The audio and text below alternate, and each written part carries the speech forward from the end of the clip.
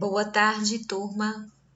Estamos aqui mais uma vez com vocês para a nossa aula de ciências, ainda continuando na matéria de física, certo? Então, eu peço que vocês vão fazendo as anotações na matéria de vocês de física.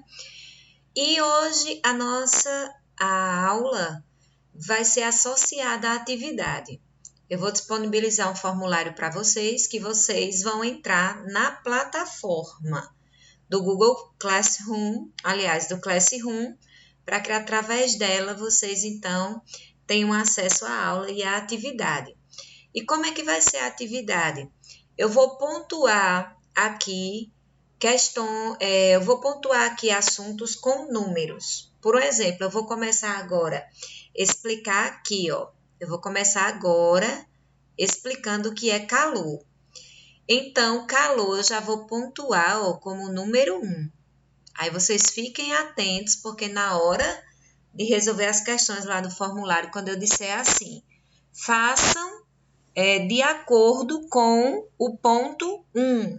Aí você tem que saber que é de acordo com o ponto 1 da aula. Por que eu estou fazendo isso? Para tentar impedir, né, que vocês façam aquela velha busca pelo Google. Muitas vezes vocês nem assistem a aula e querem ir direto ao Google para fazer a atividade assim.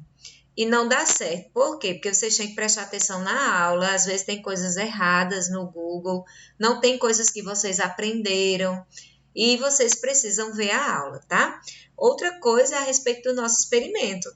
Tem muitos alunos que estão faltando experimento, tá, gente? Eu vou colocar uma lista com o nome desses alunos e quem não fizer o experimento vai ficar sem a terceira nota, tá bom? Então, olha só. Hoje a nossa aula vai ser sobre calor e temperatura. Vocês já pararam para pensar o que é calor e o que é temperatura? Quem mora aqui na nossa região, né, na região do semiárido, na região de Patos, no sertão da Paraíba, tem o costume de dizer, meu Deus, hoje está um calor enorme. Mas o que é esse calor? Esse calor tão grande que falamos, né? Será que usamos a terminologia calor de maneira certa ou de maneira inadequada?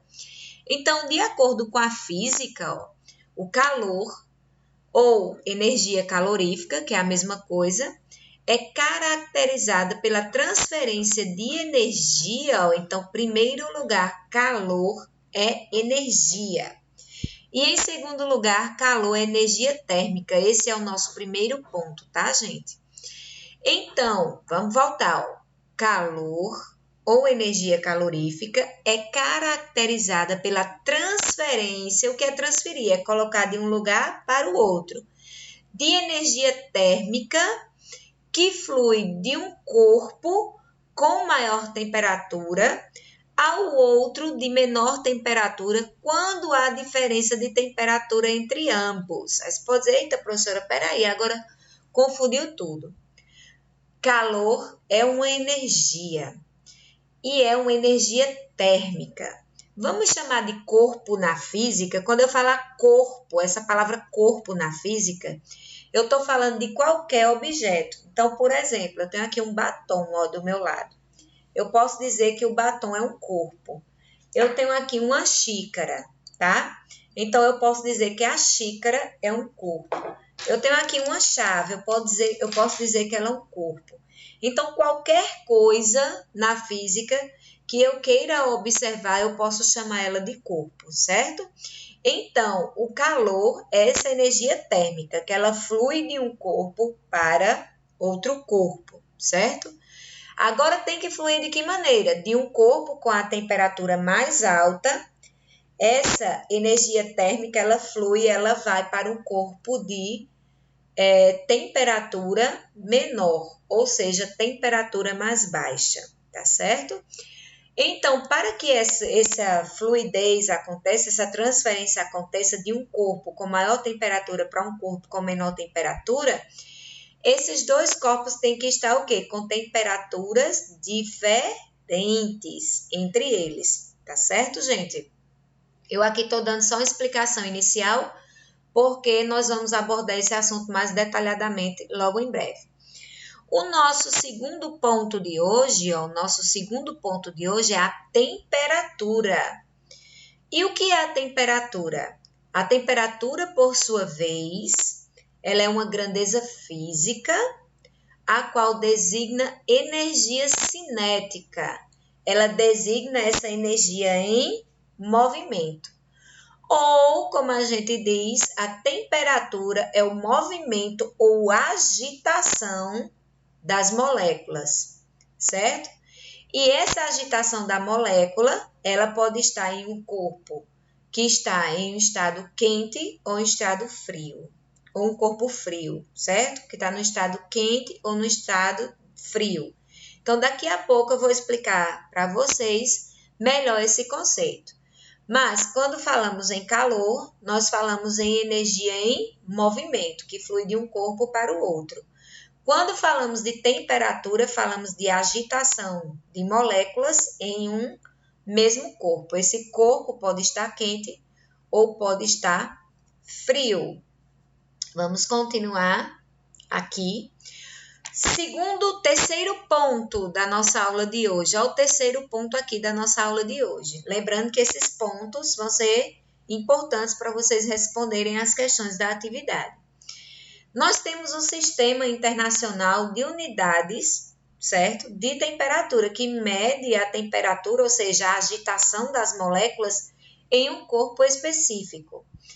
Esse sistema está registrado no Sistema Internacional de Medidas, ou Sistema Internacional de Unidades, que é o SI. S vem de sistemas e o I vem de internacional. Isso é para unificar, certo, gente? O Sistema Internacional de Unidades é para unificar mundialmente uma única linguagem para esses conceitos na física.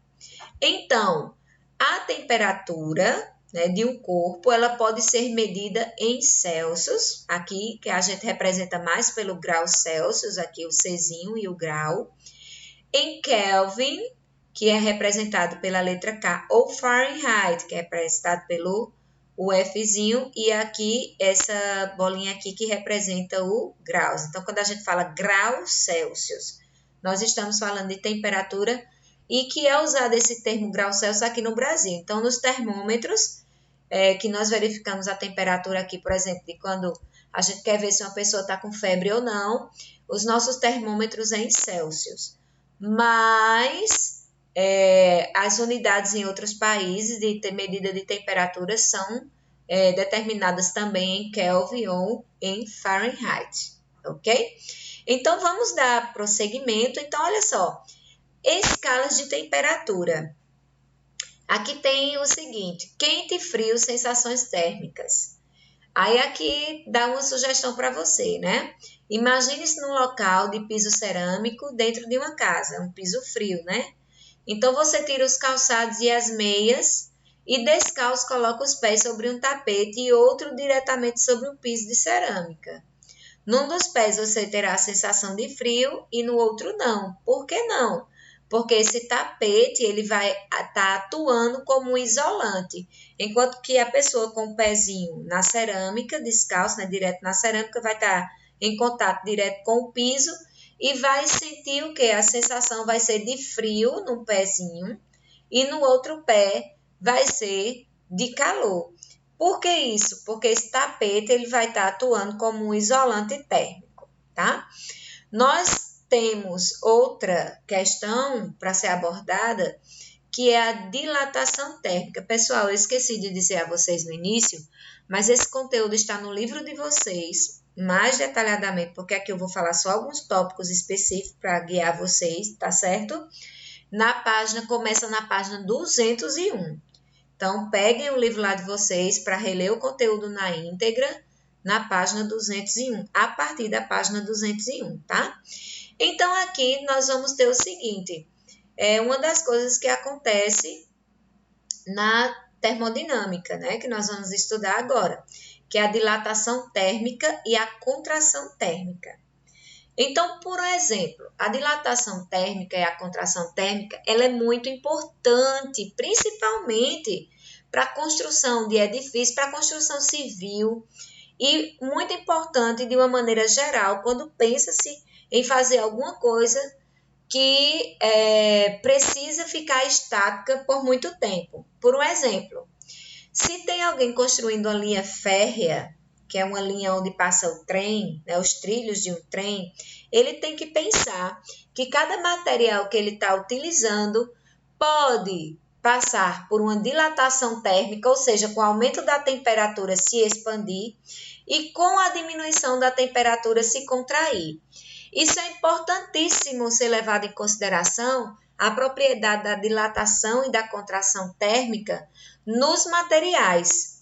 As madeiras se dilatam e se contraem, os metais se dilatam e se contraem, o concreto se dilata e se contrai.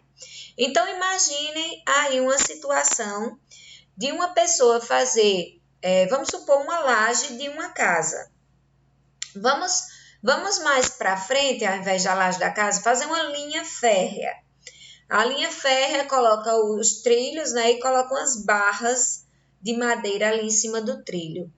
Imagina se uma barra de madeira, né, se um pedaço de madeira fosse colocado um colado no outro.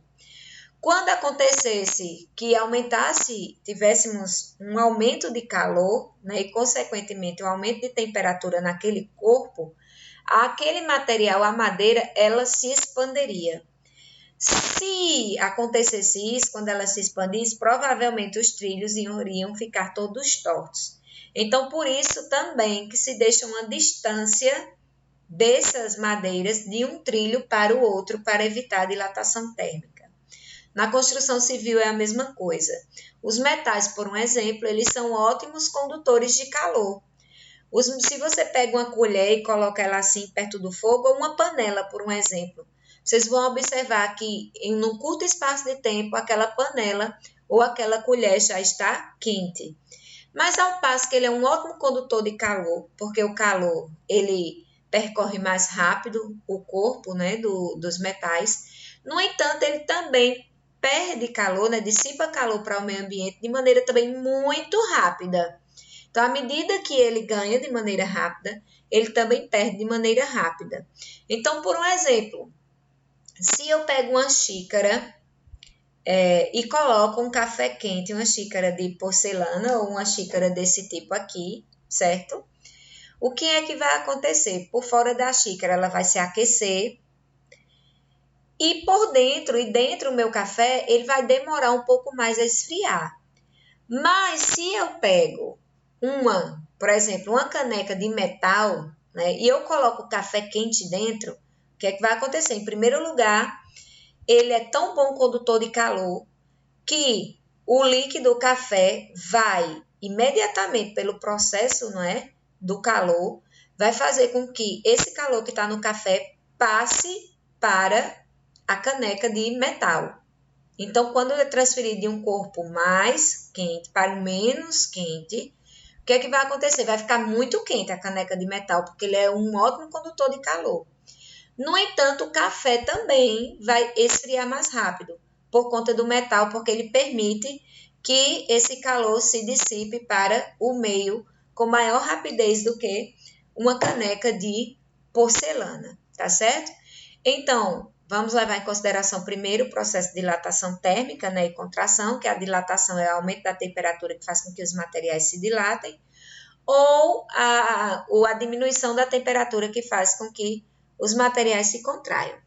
Vocês já prestaram atenção quando, por exemplo, a gente comprar alguma fruta ou carne ou algum frango e a gente traz ele do supermercado ou da feira, se ele tiver in natura, né, não tiver congelado, a gente traz ele num saco bem esparramado, mas quando colocamos ele lá dentro do congelador, ele é como se diminuísse, mas na verdade ele não diminuiu, ele apenas se contraiu. Com a temperatura mais baixa, ele se contraiu. Do mesmo jeito, né? Quando vamos ao supermercado, trazemos lá, por exemplo, um frango congelado, aquele frango tá ali, congelado no saco. Quando ele descongela, claro que tem ali os fluidos saem, né? A água sai, tudo sai, mas a dilatação térmica. Então, por causa da temperatura mais alta, que a gente deixou ele fora da geladeira, ele descongela e ele se dilata. Aí obtém uma forma diferente quando muda a sua temperatura. Então, eu falei um pouco para vocês, né, já da escala Celsius no início da aula. Aqui vai ser o nosso quarto ponto, certo? A escala Celsius de temperatura. Quem descobriu essa escala Celsius que está nos termômetros que utilizamos até hoje? E essa escala Celsius é muito vista aqui no Brasil, né? Como eu já falei. Foi o cientista sueco Anders Celsius. Então, essa escala ganhou o nome dele.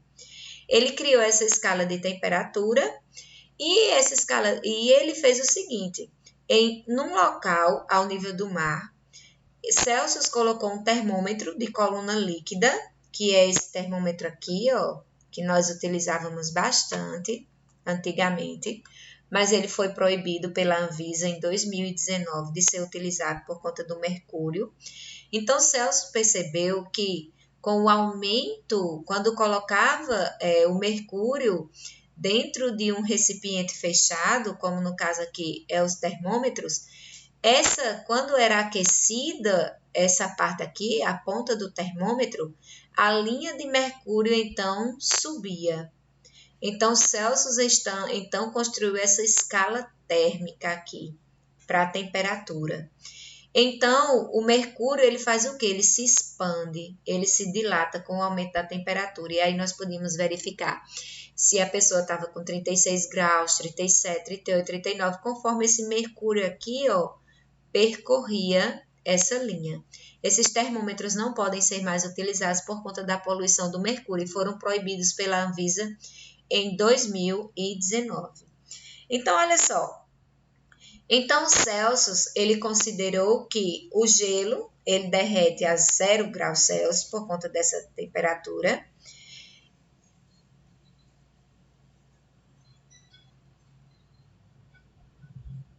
Isso, então ele considerou que o gelo, né, que a água vira gelo, no caso, a 0 graus Celsius, e a temperatura em que a água líquida ferve ao nível do mar é 100 graus Celsius. Eu parei um pouquinho aqui, gente, porque mesmo que a gente esteja dando aula através de um livro, eu estou usando o livro didático de vocês, eu procuro fazer muito isso como material para auxiliar vocês. Temos que ter cuidado nos conceitos que os livros dizem, porque se eles trazerem alguma coisa de errado e de diferente, nós temos que questionar, tá certo? Então, o gelo, né, a água congela a uma temperatura de 0 graus Celsius e, ao mesmo tempo, ela ferve a 100 graus Celsius, certo? Então, por exemplo, a troca de calor e o equilíbrio térmico. Essa aqui vai ser o nosso quinto ponto. Nós já falamos bem sobre ele. Então, olha só, imaginemos 2 cubos de ferro sólido, cada qual com massa de 1 kg. Então, aqui temos 2 cubos, esse com massa de 1 kg de ferro e esse também com massa de 1 kg de ferro. Então, aqui vamos chamar esse cubo de A e esse cubo de B. Temos 2 cubos que nós vamos chamar de 2 corpos, o corpo A e o corpo B. Um deles está a 10 graus Celsius, esse aqui, ó, 10 graus Celsius, o corpo A. E o corpo B está a 30 graus Celsius. O que é que vai acontecer, gente, de acordo com o calor? De acordo com o calor, o corpo que tiver maior calor tende a desprender energia, essa energia térmica, para o corpo de menor calor, para que os 2 corpos entrem em equilíbrio. Então, o que vai acontecer é que esse corpo aqui, certo? Que está com 30 graus Celsius, ele transfira energia através do calor, né? Ele transfira calor para o corpo com menor energia, para que assim os 2 corpos fiquem em equilíbrios. E tanto o corpo A como o corpo B fiquem no que nós chamamos de equilíbrio térmico, certo? Ambos aqui em equilíbrio térmico vão ficar com 20 graus Celsius. Quantos graus Celsius perdeu, né? Transferiu de energia o corpo B para o corpo A? Ele transferiu 10 graus Ele transferiu 10 o quê? 10 graus Celsius, né? Porque aqui, ó, 30 menos 10 dá quanto? Dá 20. E 10 mais 10 dá 20. Então, ele transferiu 10 graus Celsius para que ambos ficassem em equilíbrio, tá bom? E aqui a nossa sexta questão, né? O nosso sexto ponto, nós vamos ter o conceito científico de calor. Nós já falamos bastante no início da aula, mas vamos continuar, certo? Então, quando dois corpos que estão em temperaturas diferentes são colocados em contato, ocorre então a transferência de energia do que está em temperatura mais alta para o que está em temperatura mais baixa. Então, por exemplo, se você tira uma garrafa de água da geladeira e deixa ela lá em cima da pia, principalmente aqui em Patos, né? Se você tira uma garrafa de água bem geladinha da geladeira e deixa ela lá em cima da pia, depois de um tempo que você for observar, aquela água vai estar com a temperatura o quê? Quente, a água da garrafa. E o que foi que aconteceu? O meio, como está com energia, né? Mais quente, com a temperatura mais quente, vai fazer o quê? A transferência de calor para o corpo, que é a garrafa, que está com o quê? Com a temperatura mais baixa. Então, vai ter uma troca de calor entre o ambiente e a garrafa. Então, vai ter uma transferência. O calor do ambiente vai passar a ser transferido para a garrafa para que eles tentem se manter em equilíbrio. Por isso que quando a gente vai olhar, a temperatura da água está praticamente a mesma temperatura ambiente. Então, a parte da física que estuda o calor e os fenômenos relacionados a ele é chamada de termologia.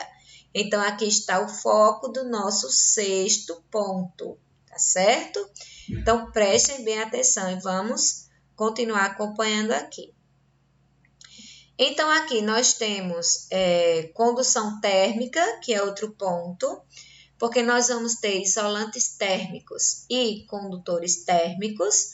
Aqui nós vamos ter a nosso sétimo ponto para a nossa atividade. Então, vamos ainda, né, ver o que são isolantes térmicos e condutores. Isolantes, a própria palavra está dizendo, vai isolar. E os condutores térmicos vão conduzir a temperatura. Mas veja bem uma coisa. Um isolante térmico, por exemplo, quando estamos sentindo frio, temos a tendência de pegar um casaco, não é? E nos enrolarmos. Esse casaco vai fazer a função de quê? Do isolante térmico, tá certo? Quando vamos passar uma roupa, por exemplo, engomar, né? Uma roupa, pegamos ali o ferro, ligamos o ferro, deixamos ele aquecer e vamos passar ali aquela roupa. Se não tivermos cuidado, até podemos queimar a roupa. Por quê? Porque ali a gente teve um condutor térmico. Então, vamos olhar aqui o que é que o livro diz, tá? Consideremos dois cubos. Ele começa a nos dizer para que façamos a consideração de dois tubos. Estou com dificuldade aqui de... Bom, deixa assim. Então, consideremos dois cubos de ferro a 10 graus Celsius e outro a 30. Temos dois, né? Aqui vamos chamar de A e aqui de B.